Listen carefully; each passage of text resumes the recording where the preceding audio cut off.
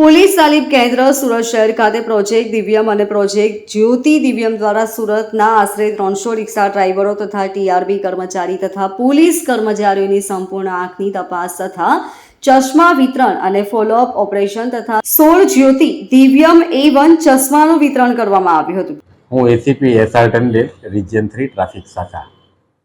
આજરોજ સુરત શહેરના police commissioner Shri Anupamsinh Gehlot સરના ખાસ સૂચના કરેલી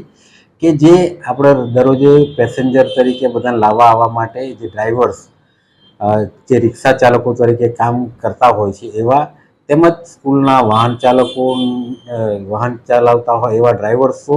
તેમજ પોલીસના કર્મચારીઓ કે જેમને કદાચ કંઈ આંખોમાં તકલીફ હોય તો એનું નિદાન થાય એના અનુસંધાને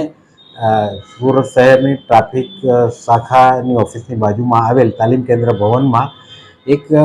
આ દ્રષ્ટિનું કેમ્પનું આયોજન કરવામાં આવેલું। તેમાં તમામની દ્રષ્ટિને ચેક કરવામાં આવેલી, આંખોની કોઈ પણ તકલીફ હોય એનું નિદાન કરવામાં આવેલું અને આ આયોજન